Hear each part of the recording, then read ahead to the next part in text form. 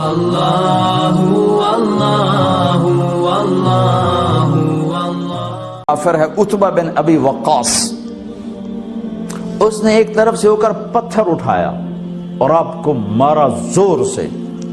صحابہ کی نظریں تھی تلواروں پر، نیزوں پر، تیروں پر، اور پتھر نظروں سے نکل گیا، لہذا وہ ان کے اندر کو چیرتا ہوا جا کر میرے نبی کے منہ پر یہاں لگا، اور آپ سیدھا پیچھے ایسے گئے، پیچھے یوں، پیچھے ایک کھڈا تھا، وہ یہاں گردن میں لگا کنارہ، تو آپ بے ہوش ہو گئے، دانت بھی ٹوٹ گئے، چہرہ بھی خون و خون ہو گیا، اب بے ہوش ہو کے یوں گر گئے۔ صحابہ نے سمجھا آپ شہید ہو گئے، تو سب نے زار و قطار رونا شروع کر دیا۔ تھوڑی دیر کے بعد آپ کو ہوش آیا تو صحابہ نے عرض کی یا رسول اللہ اب تو ان کے لیے بد دعا فرما دیں، وہ نبیوں میں رحمت لقب پانے والا، مرادیں غریبوں کی برلانے والا، غریبوں کا والی، یتیموں کا مولا۔ تو اب تو حق تھا کہ آپ بد دعا کرتے۔ یہ سامنے امت نہیں ہے، قاتل کھڑے ہیں، کافر۔ آپ نے ہاتھ اٹھائے، صحابہ سمجھے کہ ہوں انہاں دے بیڑے بڑھ گئے۔ اللہم اغفر لقومی فإنہم لا یعلمون، اللہ میری قوم کو معاف کر، انہیں میرا پتہ کوئی نہیں ہے۔ دیکھو میرے بھائیو، جس نے کافروں کے ساتھ یہ ہمدردی کے قتل کرنے والوں کے لیے دعا مانگی ہے، تو مسلمان ہو کر ایک دوسرے کو سلام کرنا چھوڑ چکے، ایک دوسرے کے پیچھے نمازیں پڑھنا چھوڑ چکے، ایک دوسرے پر کفر کے فتوے لگا کے بیٹھے ہوئے۔ مجھے بتاؤ تم میرے نبی کے ساتھ کیا کر رہے؟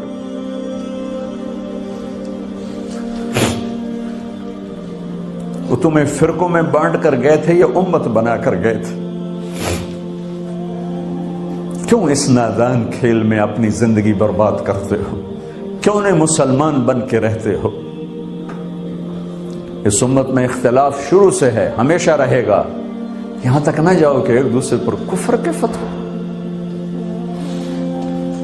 جنت میں کون جائے گا؟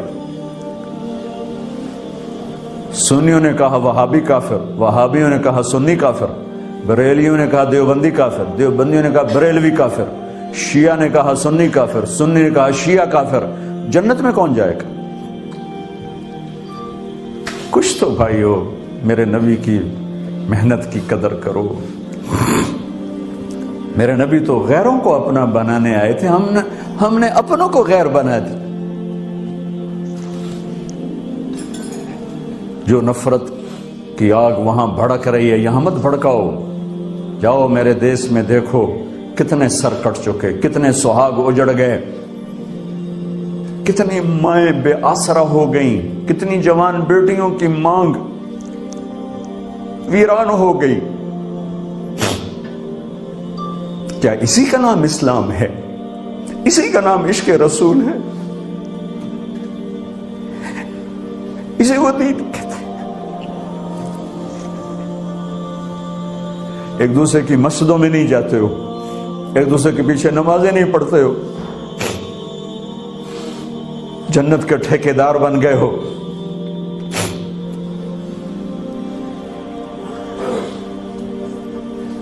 میرے نبی تو عبداللہ بن ابی کا جنازہ پڑھانے کھڑے ہو گئے تھے، جس کا کفر ابو جہل سے بھی بڑا ہے۔ ابو جہل اوپر کی دوزخ میں، عبداللہ بن ابی سب سے نیچے کی دوزخ میں ہے۔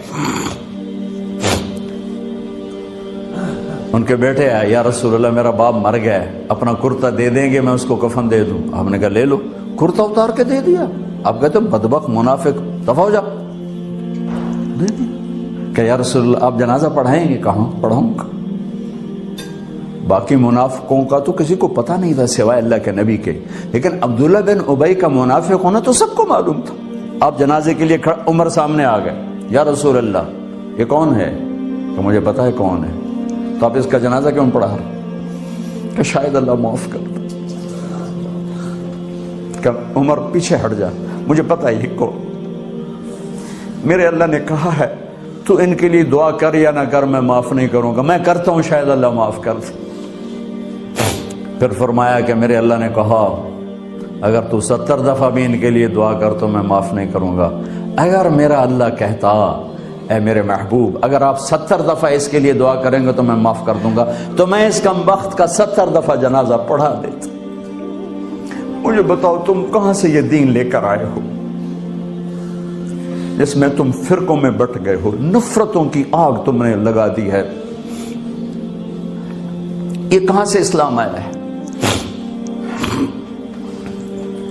میں تمہیں اللہ اس کے رسول کا واسطہ دیتا. امت بن کے رہو, مسلم بن کے رہو,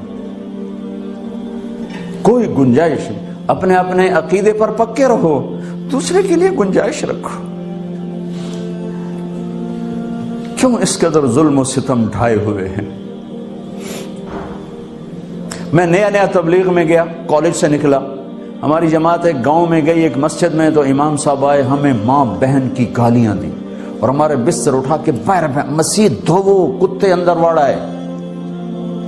میں حیران پریشان, میں تو کوئی نہیں جانتا تھا کہ مذہب کیا ہوتا ہے, فرقے کیا ہوتا ہے. میں تو کالج میں گانے والا تھا, ناچنے والا تھا, جنید جمشید کی طرح. مجھے تو دین کا پتہ تبلیغ سے پتہ چلا. میں حیران پریشان کہ یہ مولانا صاحب کہہ رہے ہیں کہ یہ گستاخ رسول ہیں, اور مسجد دھو دو باہر کھڑے ہو, یہ مسجد میں کھڑے ہو کر ماں کی گالی دے رہے ہیں, بہن کی گالی دے رہے ہیں. تو پھر معیار دین کیا ہے؟ اتنی نفرت, اس قدر دوریاں. اگر ہم کافر تھے تو ہمیں گلے سے لگاتے, ہمارے نبی کی طرح ہمیں کھانے کھلاتے, ہمیں پانی پلاتے, پھر ہمیں بات سمجھاتے. لیکن ماں بہن کی گالیاں, مسجد میں کھڑے ہو کر, امام مسجد. ہم پنجاب کے زمیندار ہیں, گالی دینا ہماری سرشت میں ہے, لیکن مسجد میں کانپ جاتے تھے کہ کسی کو الو کا پٹھا بھی کہہ دیں. ہمارے بزرگ بڑے بھی بہت گالیاں نکالتے تھے, لیکن مسجد میں کسی کو جرت نہیں ہوتی تھی کہ وہ میرے والد مرحوم خود بہت غصے والے بڑے سردار آدمی تھے, تو تھوڑی تھوڑی بات پہ مار پٹائی گالیاں. لیکن میں نے نہیں اپنے باپ کو مسجد میں سنا غصے میں بھی کسی کو گالی دیتے ہوئے. ماں بہن کی گالیاں نکالو, اور ساتھ یہ کہہ رہے ہیں کہ یہ گستاخ رسول ہیں, ہم یہ کافر ہیں, ان کو نکال دو, کتے آ گئے, مسجد دھوو. میرے نبی کے دور میں تو کافر آ کے مسجد میں رہتے تھے. میرے بھائیو, جو میں عرض کر رہا ہوں, میں اپنا دکھڑا بیان کر رہا ہوں, اس کی سنگینی کو سمجھو. یہ پاؤنڈ ڈالر نہیں بچائیں گے جب ہم آپس میں ٹوٹ جائیں گے. اللہ نے مجھے دنیا میں پھرنے کا موقع دیا, بار بار دیا, اسی تبلیغ کے سلسلے میں. سب سے زیادہ میں اسپین میں جا کے دکھی ہوا, اور میرا دکھ یہ نہیں تھا کہ ہماری یہاں 800 سال حکومت تھی اور ختم ہو گئی. میرا دکھ یہ تھا, میں اس پہ رویا مسجد قرطبہ میں, کہ جس وجہ سے اسپین تباہ ہوا وہ ساری وجہ میرے دیس پاکستان میں موجود ہے اس وقت. اور ہوش نہیں ہے کسی کو. مذہب پر لڑائی, سیاست پر لڑائی, دین پر نفرت, سیاست پر نفرت, قوم پہ نفرت, صوبے پہ نفرت, پیشے پہ نفرت, نفرت نفرت نفرت. میرے نبی نے پوچھا اسلام کا سب سے مضبوط عمل کیا ہے؟ صحابہ نے کہا نماز, آپ نے کہا نہیں. صحابہ نے کہا جہاد, آپ نے کہا نہیں. صحابہ نے کہا روزہ, آپ نے کہا نہیں. صحابہ نے کہا حج, آپ نے کہا نہیں. کہ یا رسول اللہ پھر آپ بتائیں. فرمایا دین کا سب سے مضبوط عمل محبت ہے, محبت ہے, محبت ہے. بھائیو, اس تبلیغ کے کام کو تبلیغی جماعت نہ سمجھو, کسی فرقے کے نمائندہ نہ سمجھو. ہم کسی فرقے کے نمائندہ نہیں ہیں, اسلام کی نمائندگی ہے. میں نے صرف آج آپ کو کلمہ بیان کیا ہے. یہ اسلام کی نمائندگی, یہ دین کی نمائندگی ہے.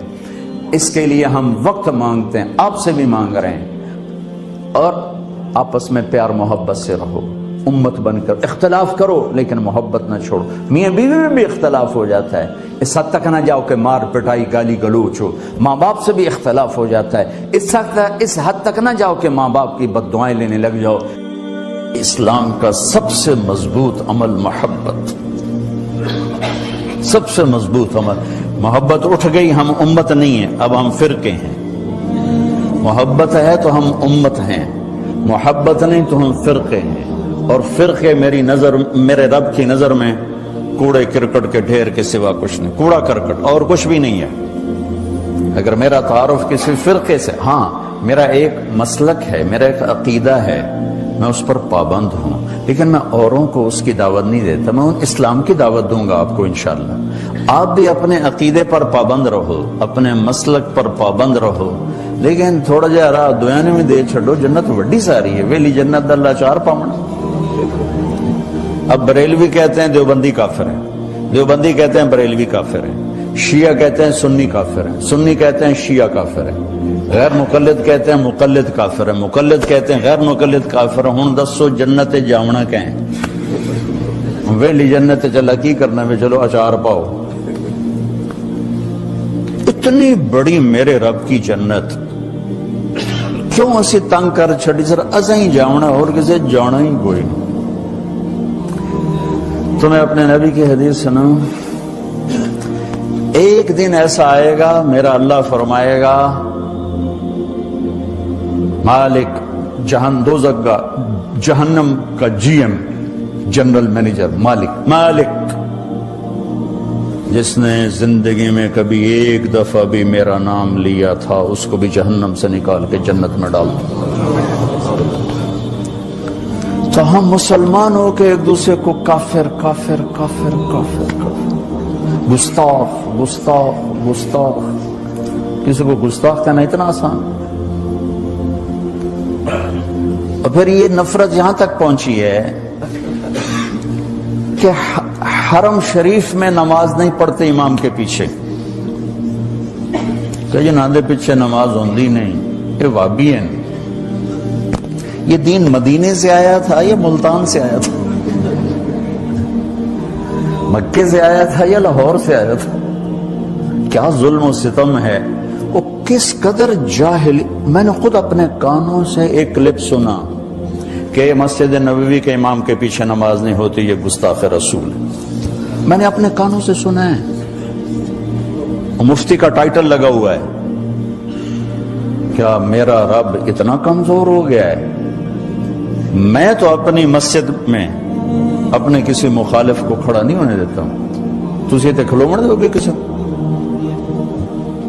تو میرا رب اتنا کمزور ہو گیا کہ اپنے حبیب کے مصلی پر اسی کے گستاخ کو کھڑا کر دیا۔ اپنے گھر میں حرم بیت اللہ جہاں ایک نماز 1,00,000 کے برابر، وہاں ایسے آدمی کو کھڑا کر دیا جو اللہ کے رسول کا گستاخ ہے۔ نہیں بھائیو، یہ ان بھائیوں کو کسی نے گمراہ کر دیا ہے، کسی نے بھٹکا دیا ہے۔